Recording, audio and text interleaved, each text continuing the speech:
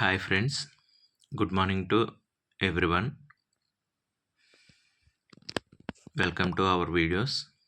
ఈరోజు వీడియోలో జీడీసీఈ 2018 నోటిఫికేషన్కి సంబంధించి నిర్వహించిన ASM bar goods guard exam third shift పేపర్లో క్వశ్చన్ నెంబర్ 58 క్వశ్చన్ ఏంటి, దాని సింప్లిఫికేషన్ ఏంటో ఈ వీడియోలో తెలుసుకుందాం.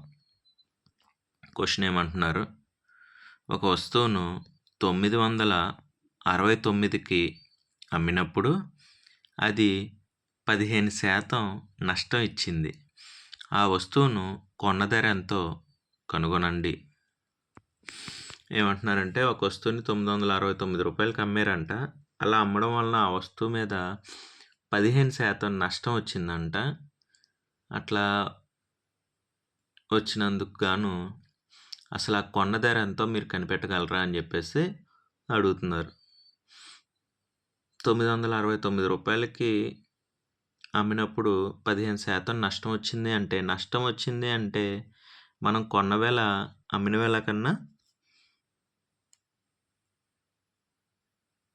ఎక్కువ పెట్టుకొని ఉంటాం. మనం ఎక్కువ డబ్బులు పెట్టుకొని తక్కువ డబ్బులకి అమ్మినప్పుడే మనకి నష్టం అనేది ఏర్పడుతుంది.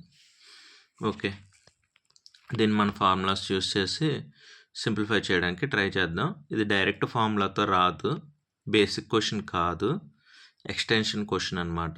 బేసిక్స్ నుండి కొంచెం ముందుకెళ్ళి అడిగిన క్వశ్చన్. దీన్ని సింప్లిఫికేషన్ చేసే పద్ధతి అనేది ఉంటుంది.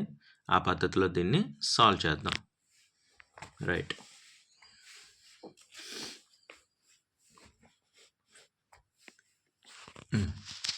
ఇంకోటి చూడండి. 969 రూపాయలకి అమ్మడం ద్వారా 15% నష్టం వచ్చిందంట. సో ఇప్పుడు నేను కొన్న ధరని నాకు తెలియదు కదా, అది 100% అనుకుంటే దాన్ని నేను ఎక్స్ అనుకుంటే కొన్న ధరని 100%లో ఎంత నష్టం వచ్చిందంట? 15% నష్టం వచ్చిందంట. అంటే 100లోండి 15 తీసేస్తే ఎంత? 85%. ఒరిజినల్ ప్రైజ్లోండి అంటే 100% ధరలో 15% నష్టం వచ్చినప్పుడు వచ్చిన ధర 969. సో 100లోండి 15 తీసేసాను అంటే 85.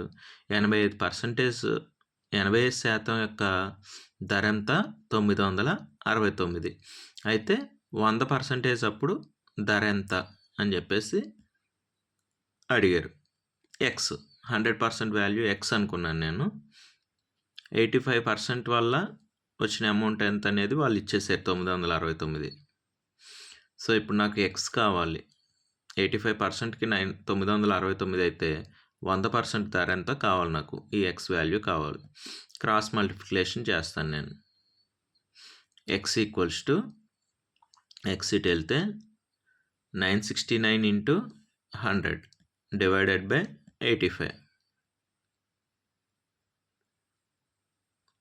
ఇప్పుడు దీన్ని సింప్లిఫికేషన్ చేస్తే 96,900 డివైడెడ్ బై 85.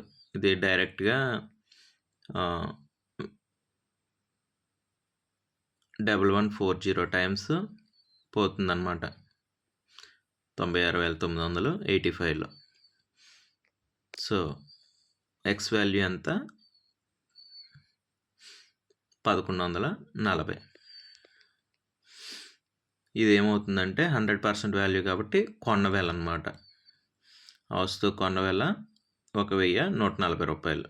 ఇది ఆన్సర్లో ఉందేమో చూద్దాం. ఆప్షన్ డి, 1,140 రూపాయలు. ఇది కరెక్ట్ ఆన్సర్. సరే, మళ్ళీ ఒకసారి సింపుల్గా చూద్దాము. మనకి అమ్మిన వేల 969 అని ఇచ్చారు, నష్టం ఇచ్చారు, 15% నష్టం వచ్చింది అన్నారు ఈ ధరకు అమ్మడం వలన. అంటే ఒరిజినల్ ధర అనేది ఒకటి ఉంటుంది కదా, ఆ వస్తువు కొన్న ధర ఎంతో కనుక్కోమన్నారు. నేను ఒక ఎక్స్ అనే ధరకు కొన్నాను, 969కి అమ్మడం వలన నాకు 15% నష్టం వచ్చింది. అయితే నాకు ఎక్స్ వాల్యూ కావాలి. సో వాళ్ళు 15% నష్టం వచ్చింది అంటున్నారు కాబట్టి దాన్ని నేను 100లో మైనస్ చేస్తే 85% అనమాట. 85% వాల్యూ 969 అయితే ఒక వస్తువుకి 100% వాల్యూ ఎంత? సో 85% వాల్యూ 969 అయితే 100% యొక్క వాల్యూ ఎంత అని చెప్పేసి మన క్వశ్చన్. 100%ని ఎక్స్ అనుకున్నాను, క్రాస్ మల్టిప్లికేషన్ చేశాను, నాకు ఎక్స్ కావాలి. ఎక్స్ వాల్యూ సింప్లిఫై చేస్తే 1140 అనేది వచ్చింది. సో 1140 రూపాయలు పెట్టి కొన్న వస్తువుని 969 రూపాయలకి అమ్మడం వలన ఫైనల్గా నాకు 15% అనేది నష్టం రావడం జరిగింది.